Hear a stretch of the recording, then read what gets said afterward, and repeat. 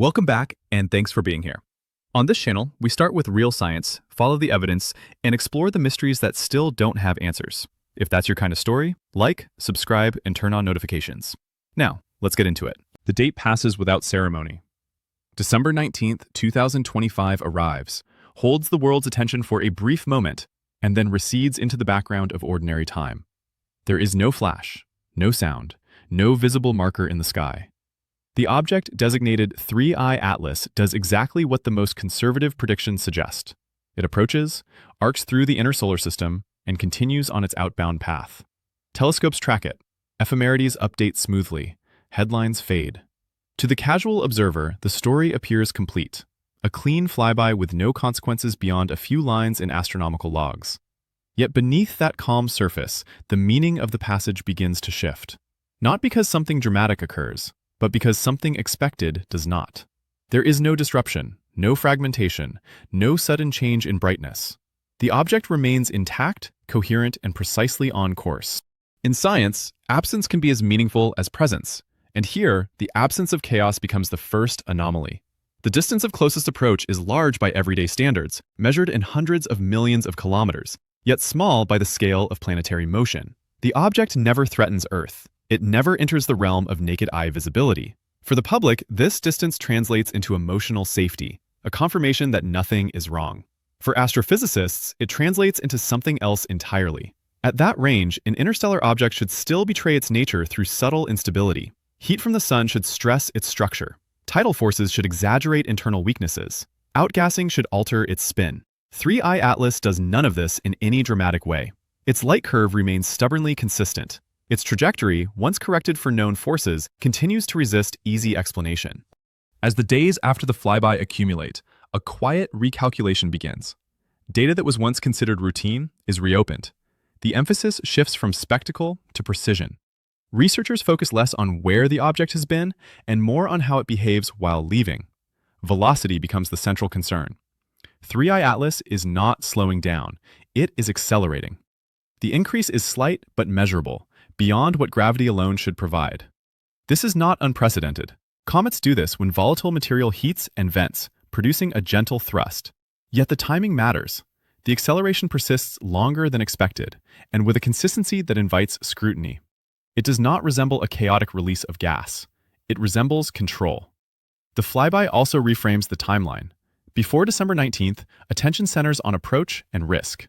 Afterward, attention turns outward, toward escape. The object is not lingering. It is not captured. It is not looping back. It is leaving the solar system with a decisiveness that forces a philosophical adjustment. Human spacecraft are designed to depart slowly, building speed over years, relying on gravity assists and careful planning. 3I Atlas arrives already fast and departs faster still. The comparison is unavoidable. Voyager 1 and Voyager 2, launched decades ago, remain the fastest artifacts humanity has produced. Yet even they crawl compared to this visitor. Their projected journeys stretch across tens of thousands of years. 3I Atlas compresses that scale without effort. This disparity reorders the question being asked. Early debates revolve around origin. Where did it come from? Which star system expelled it? What interstellar environment shaped it? After the flyby, a different question surfaces, quieter but more unsettling. What does it do next? An object that simply drifts through space would not demand urgency. An object that moves with purpose does. The outbound trajectory of 3I Atlas is clean, angled away from the ecliptic plane, suggesting it is not merely falling outward, but departing on a defined path. Its motion does not align neatly with the statistical distribution expected of random interstellar debris. That does not make it artificial, but it does make it unusual. The reaction within the scientific community reflects this shift. There is no public panic. There are no emergency briefings. Instead, there is planning. Workshops are convened. Preprints circulate quietly. The language in these discussions remains cautious, anchored to physics, yet the framing evolves. 3I Atlas is no longer treated only as an object to be studied. It is treated as an opportunity that is already slipping away. Interception is discussed not as an act of defense, but as an act of reach. How close could a probe get? What velocity would be required? What information could be gained from proximity rather than observation at a distance? This is where the emotional temperature changes, though it does so subtly. The flyby feels anticlimactic to the public, precisely because its significance lies in what it enables, rather than what it does. The object's silence is not reassuring. It is ambiguous. Radio telescopes continue to listen, even as expectations are lowered. Optical surveys keep tracking, refining position and speed. The absence of signals does not close the case. It leaves it open. In astrophysics, silence does not imply emptiness. It implies a limit on what is being emitted, or on how it is being received. By the end of December, a consensus begins to form, not around answers, but around stakes. 3I Atlas is gone from the inner solar system, but it has left behind a problem that cannot be resolved quickly. It challenges propulsion limits, material assumptions, and the quiet belief that interstellar space is mostly passive. Its passage forces a reconsideration of scale and agency. An object that arrives unannounced, behaves impeccably, and departs without deviation becomes harder to dismiss with each clean data point. The flyby is over, but the event has not ended. It has simply changed phase, moving from observation to implication, from watching to wondering what was missed while attention drifted elsewhere. As the object recedes from the inner solar system, attention narrows onto a single parameter that resists narrative framing: speed. Velocity is the one trait that cannot be disguised by distance or dust. 3I Atlas does not simply coast away from the sun. It departs with a pace that exceeds expectation, and more importantly, it maintains that pace with an unusual steadiness. In classical celestial mechanics, an object passing through the solar system should lose speed as it climbs out of the sun's gravitational well. What 3I Atlas does instead is subtly counter this loss. The effect is small, measured only through careful tracking over weeks, but it is consistent enough to survive repeated recalculations. This consistency transforms speed from a number into a clue. To understand why this matters, researchers return to the baseline of human capability. The fastest probes ever launched rely on layered assistance. They borrow momentum from planets, trade years for kilometers per second, and accept diminishing returns. Even then, their trajectories flatten into long, slow exits. 3I Atlas arrives already exceeding these velocities, crosses the solar system on a sharply inclined path, and leaves without hesitation. Its motion does not show the gradual rounding expected of a passive body responding only to gravity. Instead, the curve is clean. This does not violate physics, but it presses against its edges. The standard explanation remains outgassing. As the object heats near the sun, volatile material turns to gas and escapes, producing a thrust that gently alters its motion. This mechanism is well known in comets, and it explains many non-gravitational accelerations. Yet the explanation strains under scrutiny when applied here. Outgassing typically fluctuates. Jets switch on and off. Surfaces fracture. Spin states wobble. 3I Atlas shows none of this disorder. The acceleration appears smooth, directional, and sustained beyond perihelion. If it is outgassing, it is doing so with an efficiency that challenges assumptions about structure and composition. The implications ripple outward. A body capable of such controlled acceleration does not merely pass through space, it navigates it. This is not a claim of intelligence, but of capability. Navigation does not require intent, only responsiveness. Still, responsiveness invites interpretation. An object that responds coherently to its environment becomes harder to classify as debris. It begins to resemble a vehicle, not in purpose, but in behavior. As the weeks pass, trajectory projections extend further into the future. The outbound path intersects with the domain of the outer planets, skimming regions shaped by massive gravitational and magnetic fields. Among these, Jupiter stands out. The timing aligns with precision. The object's course takes it close enough to feel the planet's influence, yet far enough to avoid capture or destruction. Gravity assists are a familiar concept in human spaceflight, but they require planning. They are not accidents. The geometry must be exact. 3I Atlas approaches this geometry with unsettling accuracy. This precision forces another recalibration. Random interstellar objects should arrive from all directions, their paths shaped by chance encounters over millions of years. Statistical models predict a wide scatter of velocities and inclinations. 3I Atlas does not sit comfortably within these distributions. Its speed is high but not extreme. Its inclination is steep but not chaotic. Its departure is decisive but not erratic. Each attribute alone could be coincidence. Together, they form a pattern that resists dismissal. The discussion shifts accordingly. Instead of asking whether the object is natural or artificial, researchers begin asking what class of natural object could behave this way. Exotic compositions are proposed: extremely dense materials, unusual ice mixtures, structural cohesion beyond typical rubble piles. Each proposal stretches existing categories. Each adds complexity. None fully resolves the acceleration without introducing new problems, such as structural survival under stress, or mass loss rates that should have rendered the object unstable. Speed becomes the axis around which these uncertainties rotate. It is not merely about how fast the object moves, but about what that speed enables. A fast departure limits response time. It closes windows. Missions that might have been conceivable years in advance become impossible in retrospect. The idea of interception shifts from ambition to regret. The object is already beyond reach of conventional propulsion. By the time its strangeness becomes undeniable, it is already gone. This creates a quiet urgency, not panic, but resolve. If 3i Atlas cannot be caught, it can still be learned from, indirectly. Its speed encodes information about forces acting upon it. Its trajectory encodes constraints. Its departure vector points somewhere specific. Each of these elements becomes a proxy for contact, a way of touching an object that remains physically distant. As the solar system returns to routine motion, the legacy of the flyby condenses into a single, unresolved tension. Something has passed through and left faster than expected. It has not announced itself. It has not lingered. It has not slowed to be examined. Speed, in this context, becomes more than motion. It becomes a statement of asymmetry between what humans can chase and what simply moves on. 3i Atlas does not say goodbye. It does not need to. Its velocity carries it beyond the reach of farewell, leaving behind only calculations and the growing awareness that the fastest things in the cosmos are not always the ones we build. The change in framing does not arrive as a declaration. It arrives as a suggestion, embedded in conference talks, tucked into discussion sections, phrased carefully enough to avoid sensationalism.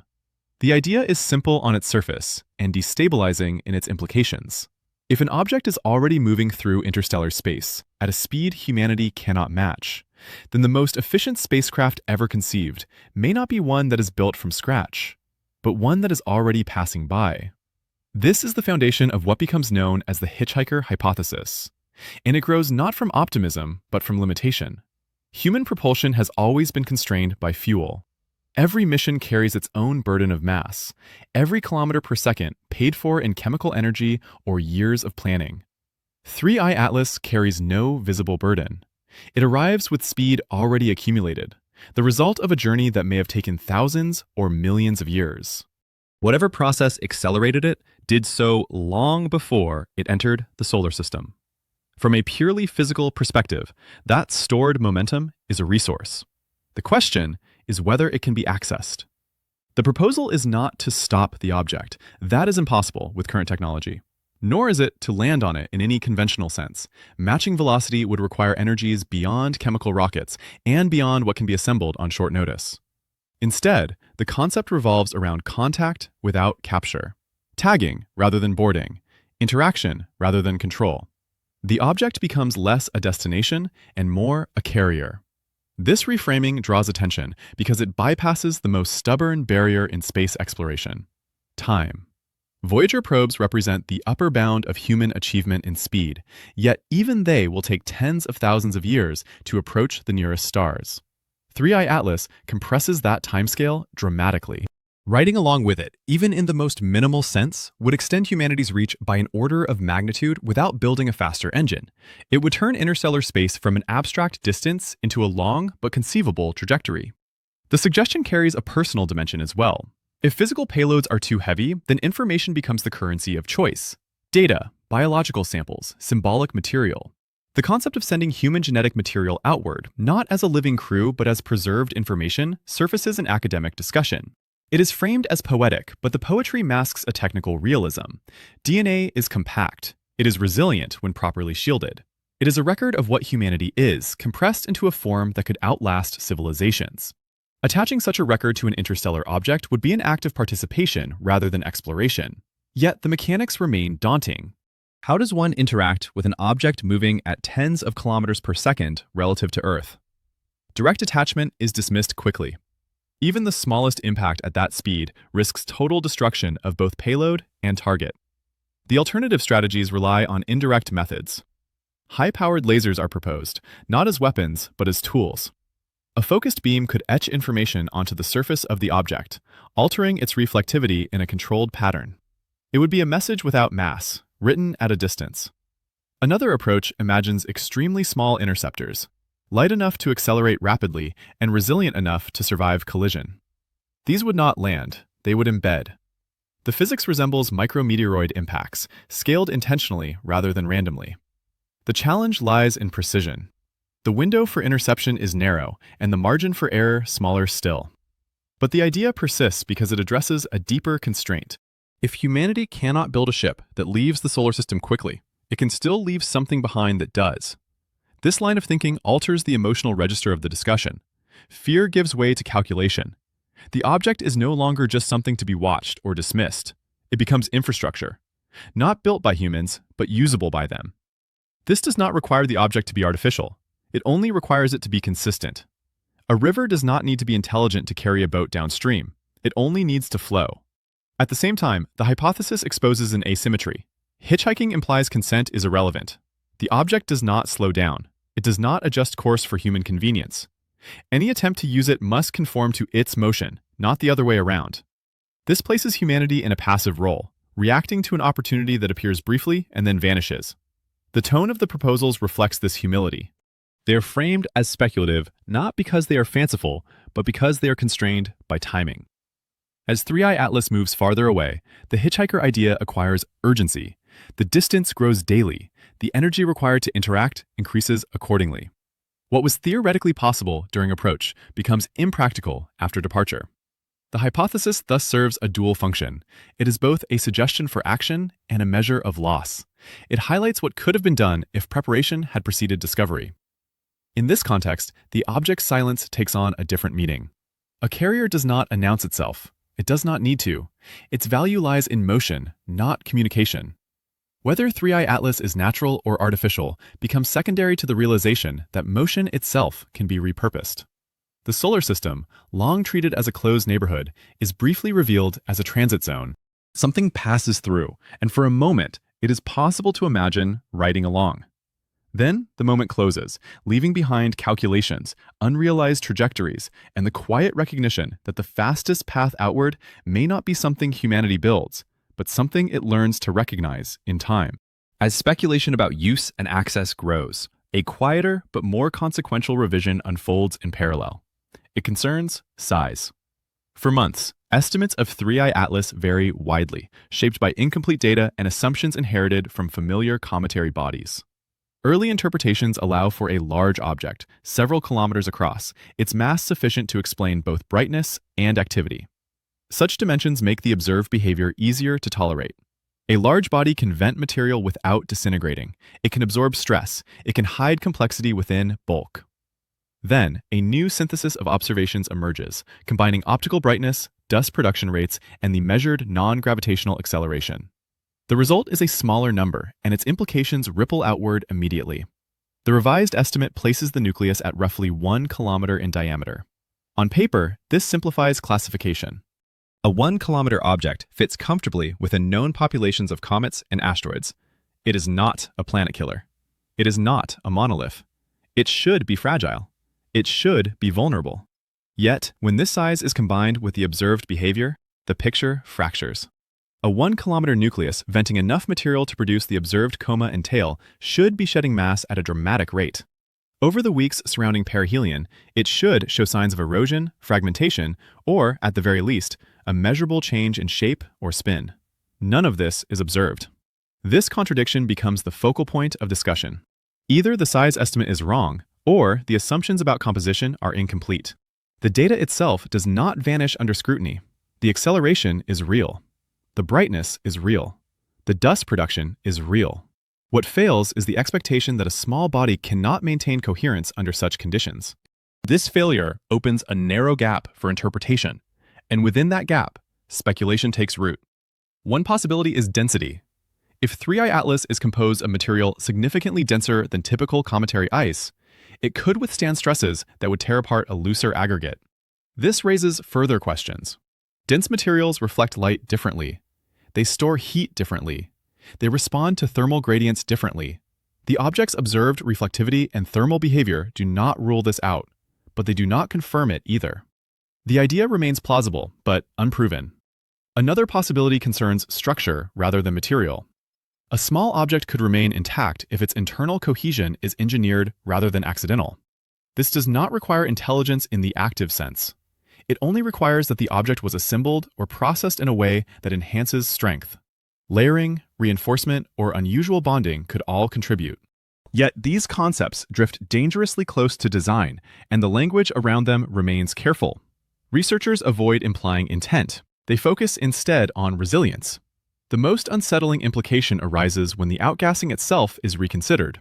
If the observed acceleration is not driven by random sublimation, then the gas leaving the object may not be escaping passively. It may be directed. Directional exhaust would explain both the smoothness of the acceleration and the object's continued structural integrity. In this interpretation, the tail is not debris, it is byproduct, waste rather than erosion. At 1 kilometer in diameter, such a structure would be enormous by human standards. It would dwarf any spacecraft ever built.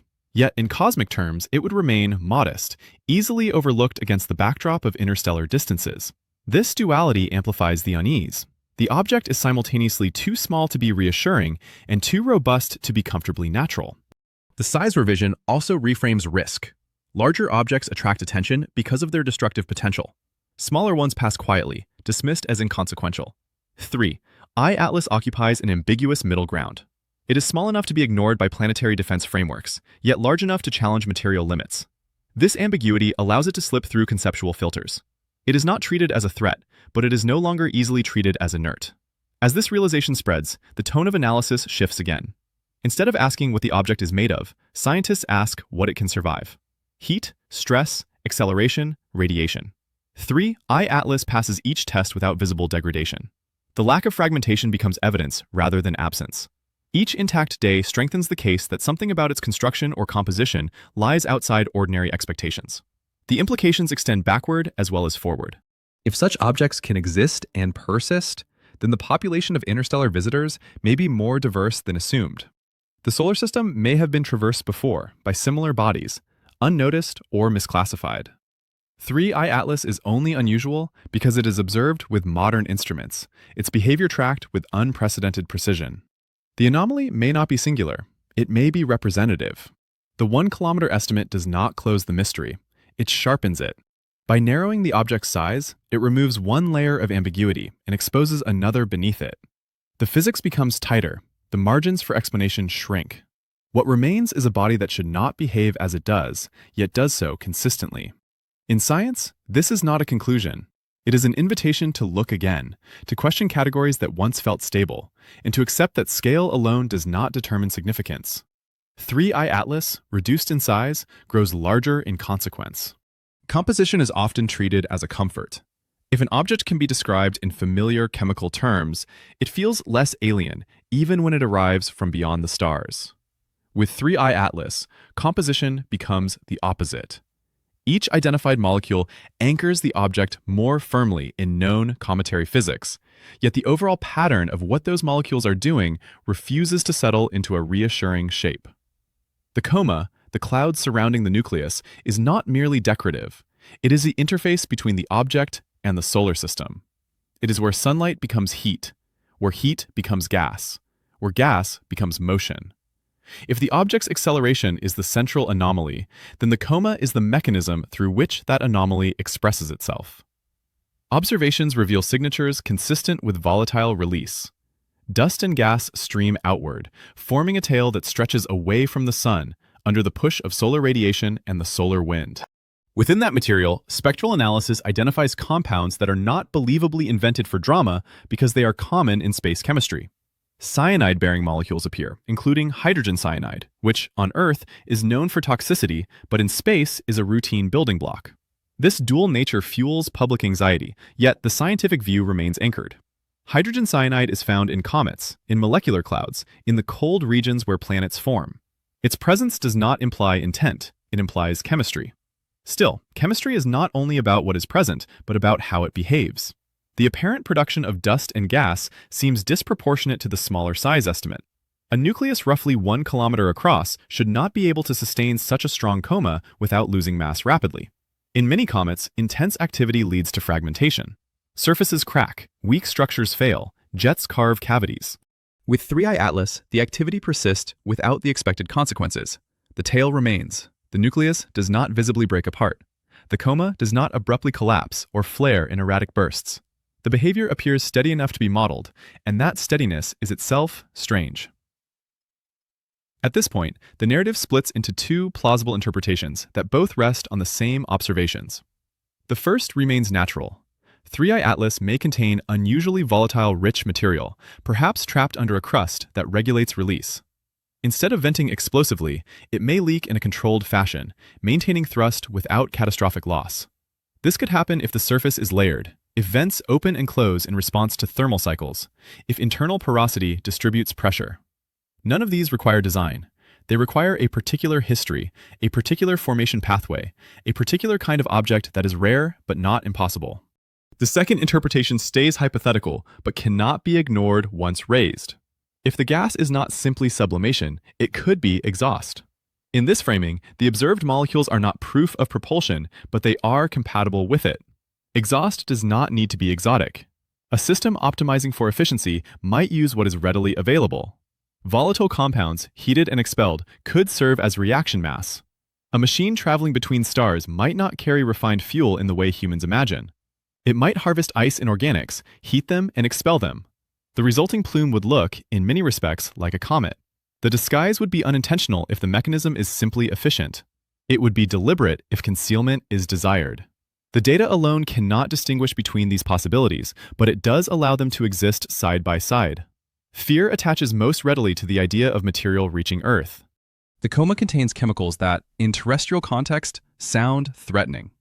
The immediate question becomes whether any of this released material can intersect Earth's orbit and arrive in the atmosphere. Analyses suggest it likely cannot, at least not in the form people imagine. The solar wind, a continuous stream of charged particles flowing outward from the sun, exerts pressure on small dust grains and gas molecules. Particles below a certain size are swept away efficiently. They do not drift toward Earth in a gentle haze. They are carried outward, dispersing into space. Larger fragments, meter-scale rocks, would follow more ballistic paths, but their density in the tail would be so low that impact probabilities remain tiny. Under ordinary comet physics, Earth is not being dusted in any meaningful way. Yet the very existence of this reassurance creates its own hinge point. It depends on an assumption. It assumes the released material is passive. It assumes fragments do not maneuver. It assumes there is no propulsion beyond the simple push of solar wind. If those assumptions fail, then the protective story changes. A grain of dust cannot choose its destination. A technological device can. This is why the distinction between dust and fragment becomes more than semantics. In some models, the momentum change of the nucleus may be dominated not by gas molecules, but by ejection of larger pieces. Those pieces, if natural, are ice and rock. If not, they are something else entirely. Either way, the mechanism matters. The more closely the coma is studied, the more it resembles a language that can be read in different ways. Patterns in brightness hint at rotation and venting geometry. Changes in spectral lines suggest shifting temperatures and release rates. None of this is definitive, but it establishes that the coma is not random noise. It is structured output. It responds to sunlight, to distance, to time. The question becomes whether that structure is simply physics doing what physics does, or whether it is physics being used. In the days after perihelion, as 3I Atlas moves outward and cools, one might expect activity to taper. In many comets, the coma fades with distance. Here, the fading is not as rapid as expected. It persists long enough to keep the acceleration measurable. This persistence presses again on the 1 kilometer estimate. Either the nucleus contains an enormous reservoir of volatiles for its size, or the process is more efficient than ordinary sublimation. Efficiency, in this context, is the thin edge of a larger wedge. It is where natural rarity and engineered purpose begin to overlap. What emerges from this is not a claim that 3I Atlas is artificial, but an acknowledgement that its chemistry does not settle the question of its nature. Familiar molecules can still participate in unfamiliar behavior. A comet can look like a machine, and a machine can look like a comet. The coma, glowing faintly as it streams away from the nucleus, becomes less a sign of identification and more a veil, obscuring the very thing it reveals. It is the evidence everyone can see, and the evidence that refuses to be interpreted cleanly, leaving the observer with a growing sense that the most important part of the object may not be its composition, but the way that composition is being used. Silence is rarely absolute in astronomy. Even an empty patch of sky is filled with emissions from natural sources, from human technology, from the background hiss of the universe itself. To listen for something deliberate inside that noise requires both patience and restraint. With 3-Eye Atlas, listening becomes a ritual of modern science, an attempt to turn absence into information. Radio arrays point toward the object for hours at a time, collecting vast streams of data that must be filtered, sorted, and compared against catalogs of known interference. The process is not glamorous. It is a slow reduction of possibility. One of the most closely watched efforts involves a long session of observation, a deliberate stare lasting many hours. The array gathers tens of millions of candidate signals, a number that sounds alarming until it is placed in context. The sky is crowded. Satellites cross fields of view. Ground-based electronics leak into the spectrum. Natural radio sources pulse and flare. The raw count is not evidence. It is the starting point. Scientists remove what is clearly human. They subtract known satellite tracks. They discard signals that repeat in patterns characteristic of Earth-based interference. After this subtraction, the ocean of noise narrows to a small set of anomalous hits, signals that appear to come from the direction of the object and do not match obvious background signatures. These remaining hits undergo a different kind of scrutiny. Their shapes are inspected, their frequency drift is measured, their persistence is tested. In most searches, anomalies vanish under closer attention, revealed as statistical flukes or subtle interference. This is what happens here. The conclusion is not that a message is found, but that none of the candidates justify urgent follow-up. On the surface, this reads as reassurance. No strong transmissions, no beacons, no obvious technological signature. The public story could end there. Yet, the most important result is not the dismissal. It is the limit. The analysis sets an upper bound on transmitter power that could exist on or near the object without being detected in the observations. That bound is startling precisely because it is so small. It is measured in tens of watts, perhaps up to around 100 watts, depending on assumptions about directionality and distance. In human terms, this is the power of a household light. It is not the output of a planetary broadcast. It is not a roar across space. If something is transmitting from 3-Eye Atlas, it is whispering. This changes the meaning of silence. Silence no longer means nothing is there. It means that if anything is there, it is not shouting. There are practical reasons for this, even in human engineering. Low-power transmissions conserve energy. They reduce waste heat. They limit detectability. A probe operating far from home might ration every joule. It might transmit only when a receiver is nearby. It might use narrow beams rather than broad broadcasts. It might send short bursts rather than continuous signals.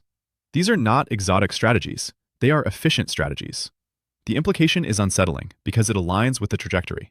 3-Eye Atlas is not lingering near Earth. It is moving toward the outer solar system, and along that path lies a gravitational and magnetic giant. Jupiter, a planet whose magnetosphere is so vast it could engulf the sun if it were visible as light. A planet whose radiation belts and charged particle environment create natural amplification and complex radio phenomena. If a low-power transmitter were trying to reach a relay or take advantage of a larger system, Jupiter would be an ideal location. Not because it is friendly, but because it is powerful. This opens a new interpretive space. Perhaps the object remains silent because Earth is not the intended recipient. The very act of pointing a radio telescope at it assumes an Earth-centered communication model, as though any signal would be meant for humanity. But a probe does not need to address bystanders. It needs to address its network. If 3-Eye Atlas is part of a system that uses planetary flybys as waypoints, then Jupiter is not merely a slingshot. It is a node. The radio silence near Earth would then be expected, not suspicious. The object would conserve power, collect data, and wait until it reaches the correct environment to transmit. The scientific community is careful not to leap from a low upper limit to a story of covert messaging. But the story arises because the limit shapes what is plausible. A powerful transmitter would have been noticed. A weak one could hide. Weakness becomes a form of invisibility. In this framing, silence is not emptiness, it is discipline. Even the method of searching reinforces this. SETI-style observations are designed to detect deliberate transmissions, but they are tuned towards certain assumptions. They search for narrowband signals, for patterns unlikely to arise naturally, for persistent tones or repeated bursts. A truly unfamiliar communication strategy could slip through these filters, not because it is advanced, but because it is different. It might encode information in modulation schemes that resemble noise. It might transmit outside the observed bands. It might use extremely brief pulses, timed to coincide with environmental events. The search can only constrain what it is designed to notice. This uncertainty feeds back into the broader mystery. 3i Atlas is accelerating in a way that looks smooth. It is shedding material in a way that seems structured. It is heading toward a planetary encounter that could serve as a physical and electromagnetic waypoint. Against that backdrop, the absence of detectable radio emission becomes less reassuring and more open-ended. It is consistent with a natural object that simply does not transmit. It is also consistent with a system that does transmit, but not here, not now, not loudly. Silence measured in watts is a peculiar kind of result. It does not reveal a message, but it reveals the scale at which a message could be concealed. It forces a reconsideration of what a signal would look like if it were not designed for human discovery. It also introduces a deadline. Jupiter looms ahead on the trajectory. If the object is waiting to speak, the conditions for that speech may be approaching. If it is never going to speak, the opportunity to learn from proximity will still peak near that encounter. Either way, the silence becomes an active ingredient in the unfolding story, not a void, but a pressure, an empty channel that hints at structure, and a quiet reminder that in the universe, the most consequential communications may be the ones that are never meant to be overheard. The trajectory converges on a date that begins to function like a horizon. March 16th, 2026. In the language of celestial mechanics, it is simply an encounter, a passage within tens of millions of kilometers of Jupiter, close enough for gravity to bend the path and alter speed, far enough to avoid capture. In the language of strategy, it becomes something else. It is a waypoint, a moment when the object passes through the most complex electromagnetic environment in the solar system, a place where signals can be amplified, where particles can be trapped and accelerated, where a visitor might draw power, hide, or communicate in ways that are impossible near Earth. The closer this date approaches, the less it feels like a mere point on an ephemeris, and the more it feels like a scheduled event. The distance of closest approach, around 53 million kilometers, seems enormous in human intuition. It is larger than the gap between Earth and Mars during many oppositions. Yet Jupiter is not a quiet body. Its magnetosphere extends far beyond the planet itself, inflated by the solar wind into a vast asymmetrical bubble that dominates its region of space. Within that bubble, charged particles spiral along magnetic field lines, producing radiation intense enough to damage electronics and overwhelm sensors. Jupiter also generates radio emissions naturally, some so bright they can be detected on Earth with simple antennas. This makes the region around Jupiter both a hazard and an opportunity. A natural object passing through it experiences forces that are not purely gravitational. A technological object could use it.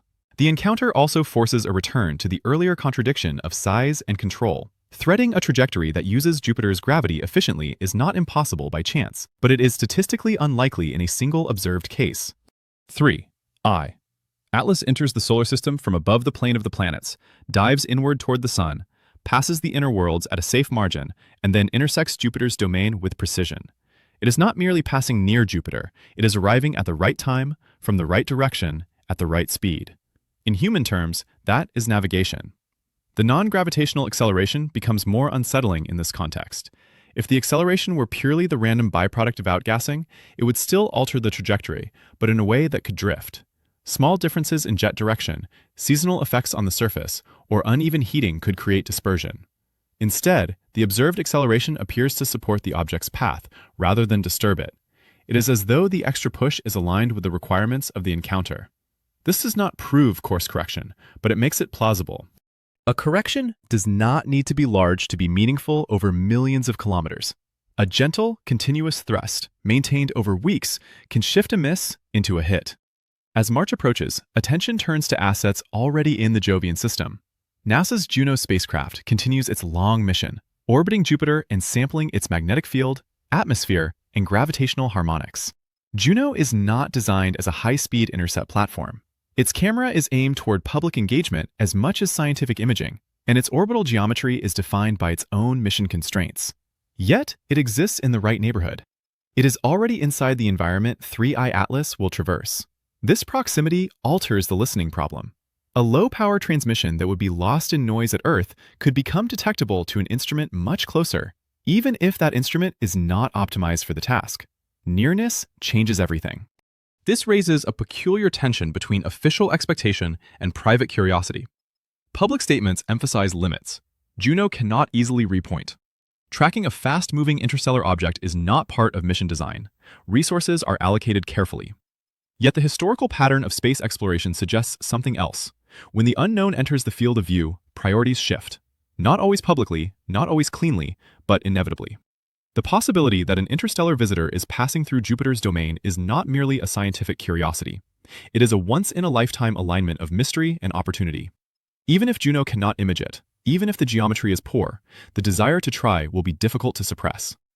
The encounter also reframes the notion of radio silence into something more dynamic. Jupiter is a natural amplifier and also a natural source of interference. It is loud. If 3I Atlas were to transmit near Jupiter, the signal could be both enhanced and concealed. It could ride on the planet's existing radio emissions, masking itself in the roar.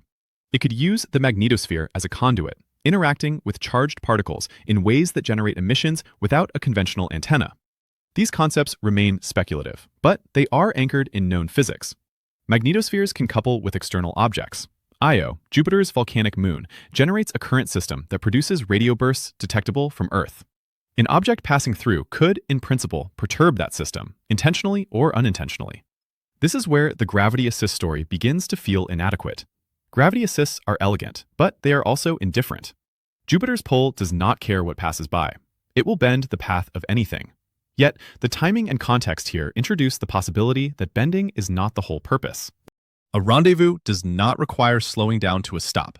It can be a flyby exchange, a brief overlap of fields, an alignment where something is transferred without contact. Data can be transferred in seconds. A small probe could be deployed. A signal could be sent. A course could be adjusted in response to something waiting in Jupiter's shadow. The strategic imagination cannot avoid a darker symmetry. If 3I Atlas is a carrier, then Jupiter is a depot. If the object has collected information near Earth, then Jupiter is the place to upload it. If it has released fragments, then Jupiter is the place to coordinate them. If it is part of a larger network, then Jupiter is where network behavior would become visible. The planet's complexity offers hiding places and leverage. It is a perfect crossroads not because it is central to life, but because it is central to motion. As the date approaches, the story tightens into a corridor. On one side lies the possibility of ordinary cometary physics, outgassing, gravity assist, continued departure into interstellar space. On the other lies a set of interpretations that turn the same facts into a purposeful sequence: controlled acceleration, precision navigation, low-power silence near Earth, and an imminent pass through a planetary system rich in magnetic power. The corridor does not force a conclusion. It forces attention. The solar system has hosted countless comets, yet few are watched with this kind of expectation. March 16th becomes less about where the object will be and more about what it might do when it reaches the one place in the planetary lineup where the environment itself can act like a machine. The most destabilizing possibility is not that 3I Atlas leaves. Departure is expected. The unsettling possibility is that it does not leave alone. In the technical language of analysis, the phrase that begins to circulate is ejection of fragments. It appears first as a mechanism, a way to explain how momentum might be transferred from the nucleus into space without requiring extreme gas production. A nucleus that sheds chunks can change its own motion, like a subtle recoil, and this recoil could contribute to the non-gravitational acceleration that is proven so difficult to model. In a purely natural interpretation, the fragments are ice and dust, torn loose by thermal stress and released during the most intense heating near perihelion. In that context, the phrase is routine. Comets shed pieces, activity spikes, material breaks away. Yet the timing and the implications refuse to remain routine. The ejections, according to the broad pattern implied by the available observations, cluster around the period when the object is most active and most geometrically relevant to the inner planets. This is not suspicious by itself. Perihelion is when heating peaks, but it is also when opportunity peaks, if opportunity is part of the story. If a payload were to be released, the inner solar system provides targets, environments, and leverage that the outer dark does not. Gravity wells are closer together. Solar energy is stronger. The geometry for scattering material into diverse paths is richest. A natural body fragments where stress is highest. A purposeful system deploys where outcomes are highest. Both impulses, physics and strategy, point toward the same window. That overlap is what makes the fragment question so persistent. The smallest fragments would be almost impossible to track directly. A piece the size of a household appliance is effectively invisible against the sky unless it reflects sunlight at the right angle and is searched for deliberately. Even a fragment the size of a small building could evade detection if it is dark, cold, and drifting along an orbit similar to Earth's. The difference between an ordinary fragment and an extraordinary one is not visible in a telescope image. It lies in behavior. Passive debris follows predictable dynamics. Active objects do not.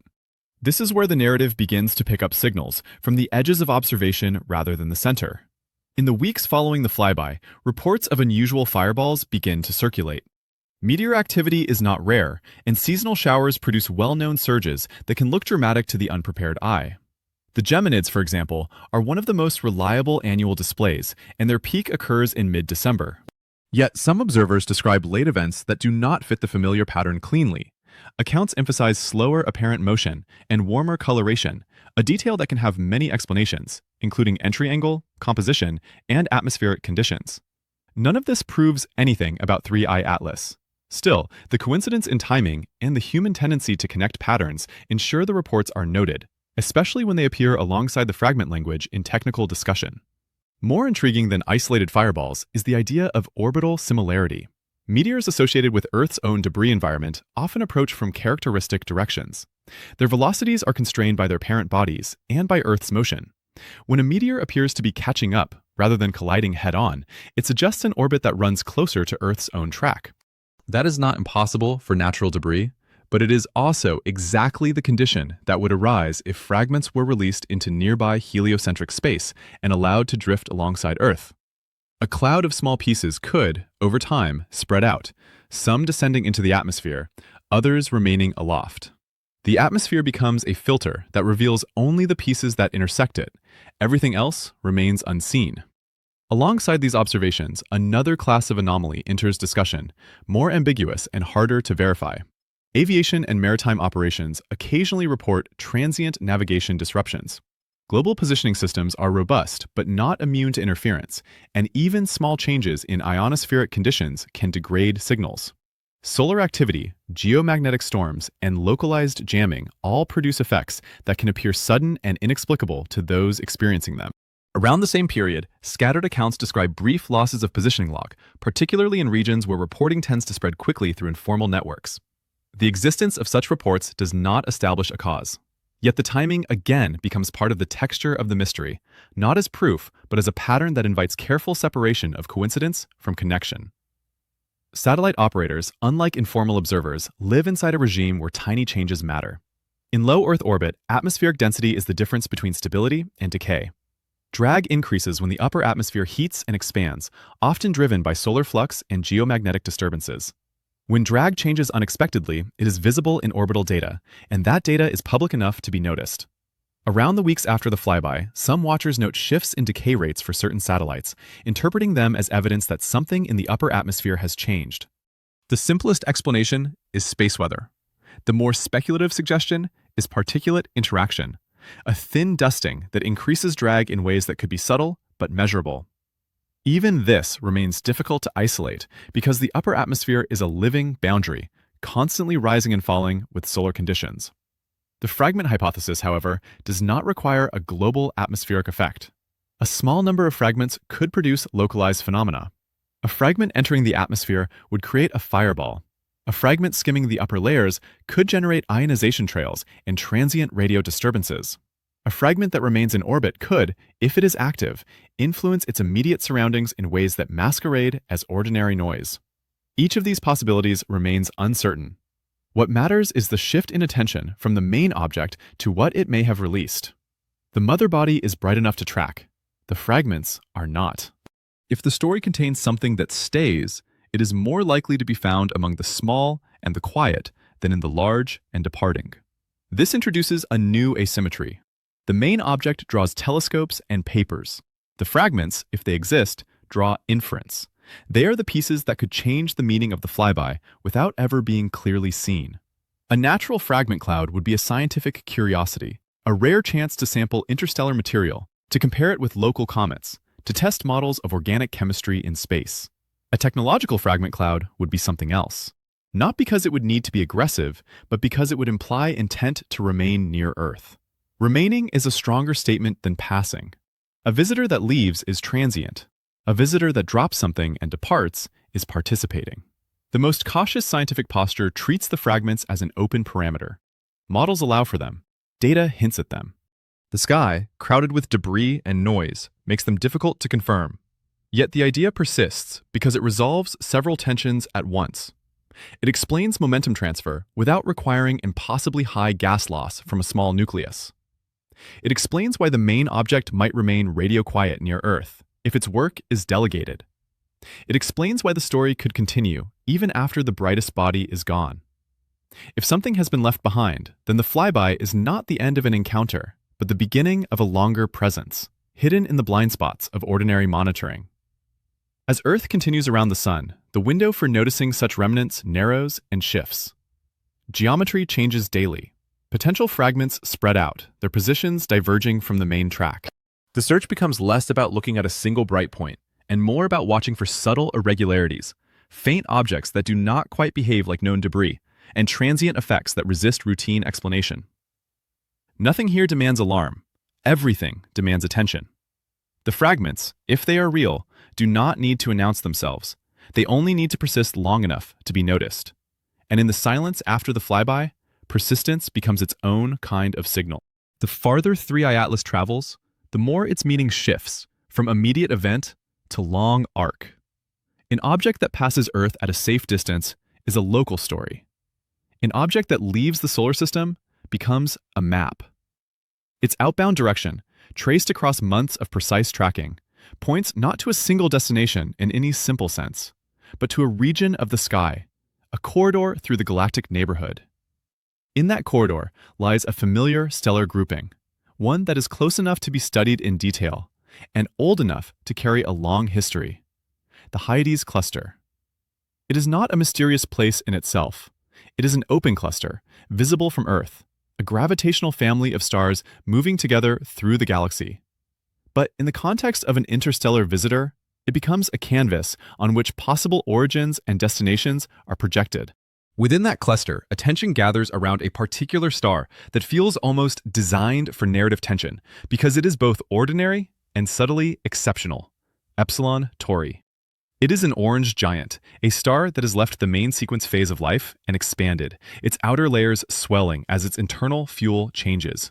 Its color is warm, its brightness steady, its evolution is well understood. It is not an exotic beacon in the sky. Yet, its very stage of life invites questions about long-term survival. Any planets that once orbited close to such a star may have faced altered climates or destruction as the star expanded. This is not speculation, it is stellar physics. Stars change, and the space around them changes with them.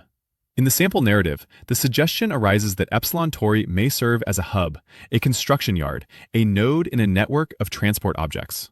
This is not something science can confirm from the trajectory alone. A direction in space is not a destination, and interstellar objects do not necessarily return to their source.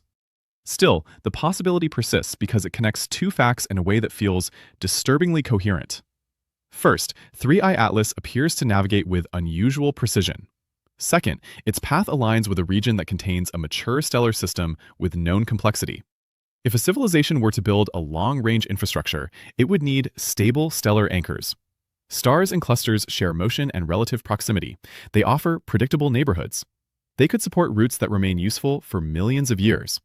The Hyades, moving together through the galaxy, could be such a neighborhood. The psychological force of the Epsilon Tauri idea comes from scale. A 1-kilometer object, even if it were a natural comet, is enormous by human engineering and trivial by interstellar standards. It could cross the gap to the nearest stars over immense spans of time. It could also be part of a larger cycle, a courier that moves between systems on a schedule that ignores human lifetimes. The sample script imagines the object as a bee returning to a hive, having visited Earth as a flower, collected something, and now leaving to report. This imagery is not evidence, but it captures a structural possibility, a probe that samples and departs. The unsettling part is that such a probe does not require hostile intent. It requires curiosity, or maintenance, or simple routine. Here, the earlier discussion of hitchhiking takes on a darker symmetry. If humans want to use 3i Atlas as a carrier, then the object's own hypothetical builders could use it the same way. Transport works both directions. A passing object could deliver something to the inner solar system and also take something away. If the coma contains organic precursors, if fragments are ejected, if dust interacts with Earth's environment, even minimally, then a sample exchange is already occurring at some level. Most of it is natural. Earth exchanges material with space constantly. Micrometeorites fall. Atmosphere escapes. Yet, the difference between ordinary exchange and deliberate sampling is intent and selectivity. A probe need not scoop oceans to learn biology. It can skim the upper atmosphere. It can collect aerosols. It can sample radio leakage. It can record electromagnetic patterns.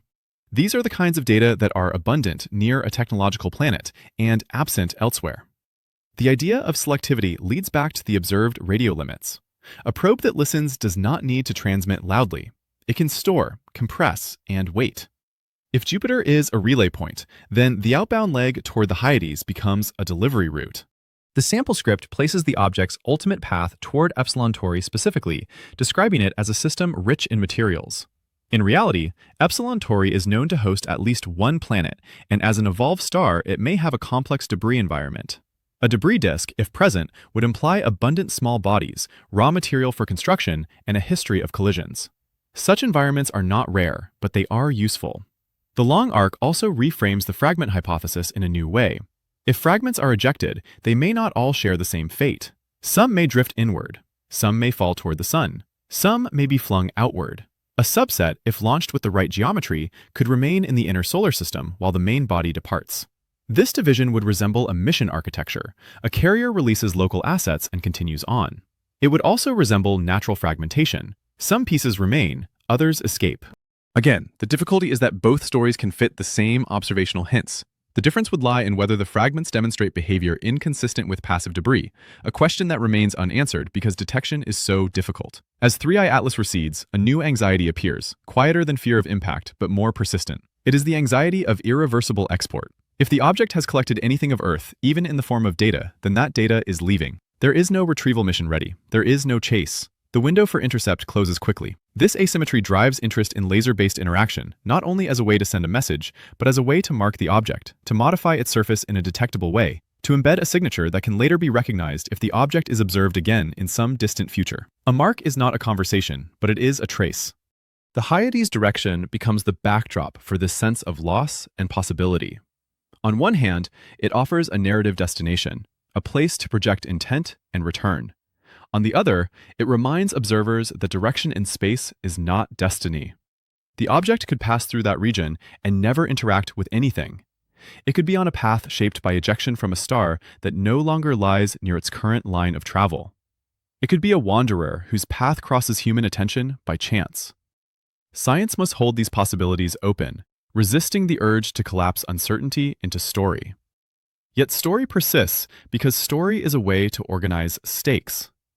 If 3i Atlas is merely debris, then it is a rare sample of interstellar material, a chance to refine models of planet formation beyond the solar system. If it is part of a network, then the Hyades corridor becomes more than a direction. It becomes a route, and routes imply repetition. Repetition implies that 3i Atlas is not unique. It implies there have been others, and there will be more.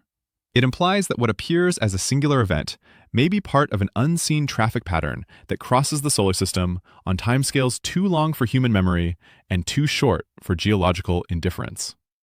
The object continues outward, growing dimmer. Tracking becomes harder, observations thin. The data points spread farther apart in time, yet the conceptual shadow grows. The outbound path toward a cluster of stars is not proof of destination, but it is enough to make the question unavoidable. If something passes through with speed, structure, and coherence, and then leaves in a direction that can be named, what does that name represent? A coincidence? A hint? Or a coordinate in a map that humanity has only just begun to suspect exists? By the time the story reaches its farthest edge, the tension no longer sits in the question of what 3-eye atlas is. It sits in what it implies about choice. The object's passage forces observers into a narrow corridor of options, even if those options remain largely theoretical. Listen, mark, chase, ignore. Each path carries a different kind of consequence, and none can be taken without uncertainty. The sample narrative describes a deadline in the form of the Jupiter encounter, a moment when transmission might occur and when reaction, if any, would have to happen before the object uses the Jovian environment as a relay. Even if that framing is not provable, the structural logic holds. There are moments in a trajectory when leverage is highest. Once passed, leverage collapses. The solar system is full of such moments, and 3-eye atlas turns one of them into an existential mirror. The simplest interpretation remains the most grounded. A natural interstellar comet passes through, outgasses, accelerates slightly, and continues on. The coma chemistry includes familiar volatile compounds. Radio searches return no compelling signals. The object survives perihelion without obvious fragmentation because some comets do, especially if their internal cohesion is stronger than average or if their activity is regulated by crustal layers. Jupiter's role is gravitational. It bends the path and steals or gives momentum according to well-understood mechanics. In this view, the mystery is mostly statistical. A rare object appears, it is studied intensely, it leaves, and the scientific community uses it to refine models. The story ends with unanswered questions, but those questions remain within the bounds of natural variability. And yet, the same observational anchors permit a second layer of interpretation that refuses to disappear. The smoothness of the non-gravitational acceleration looks less like random venting and more like directed thrust. The 1-kilometer scale, rather than reassuring, becomes destabilizing because it demands impossible mass loss if the outgassing is both strong and sustained. The radio silence is not absolute, but bounded by a low power limit, suggesting that if a transmitter exists, it could be operating beneath the threshold of terrestrial detection. The approach to Jupiter is precise enough to feel deliberate. The mention of fragment ejection provides a mechanism by which the main body can both alter its course and release smaller objects. These points do not prove a vehicle. They do, however, keep the vehicle hypothesis alive as a viable explanatory framework. And in speculative documentary terms, viability is enough to change how every subsequent detail is interpreted. Within that framework, the idea of sending a message outward becomes morally neutral, but strategically charged. A laser inscription is proposed as a way to leave a mark on the passing object, to embed information without needing to catch it. In the sample script, this is framed as a message in a bottle, a human attempt to participate in a larger cosmos. But a mark can be read in more than one way. It can be a greeting, a declaration, a warning, or a mistake.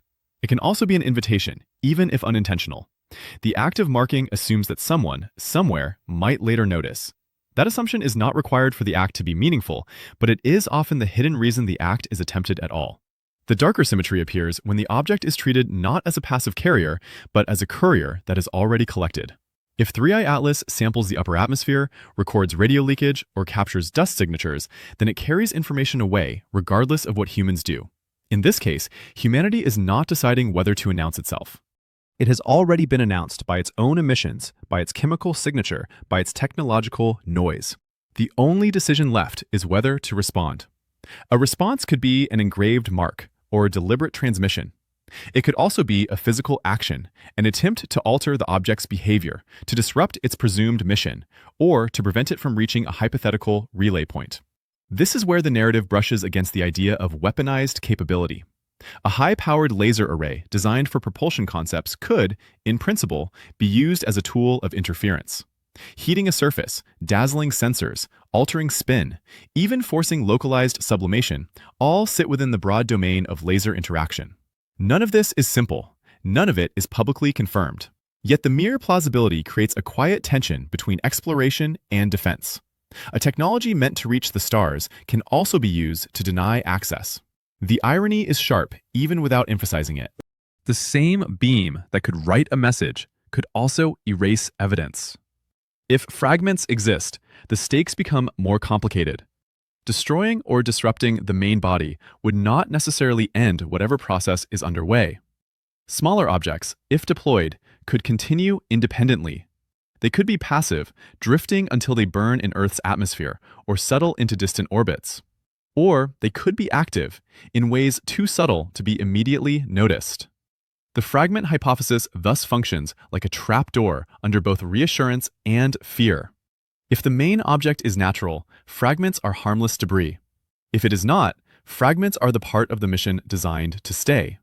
In that case, the main body's departure is not the end. It is the cut of a tether.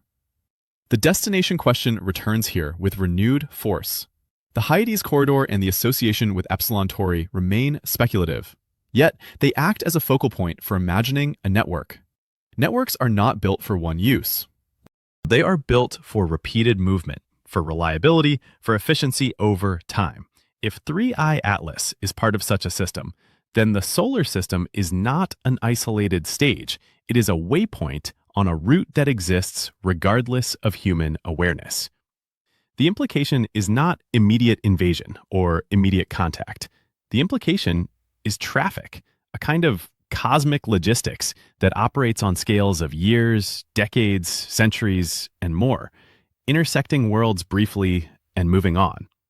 At the end of this arc, the most coherent reading is not an answer, but an unresolved configuration. 3I Atlas passes and leaves, and that fact is solid. The data suggests acceleration beyond pure gravity, and that is solid. The size estimate sharpens the physical paradox, and that is solid. The radio observations constrain loud transmissions and leave room for quiet ones, and that is solid. Everything else remains suspended between natural explanation and purposeful architecture. The story therefore ends where it began, not with spectacle, but with a kind of careful unease. An object moves through the solar system, behaves in ways that strain category boundaries, and departs on a path that points outward toward named stars. If it is natural, it reveals how strange nature can be. If it is not, it reveals how easily a technological presence could pass through without announcing itself. Either way, the sky does not return to normal. It only appears to, while the unanswered questions continue outward with the object, carried into the dark where they cannot be chased, only imagined.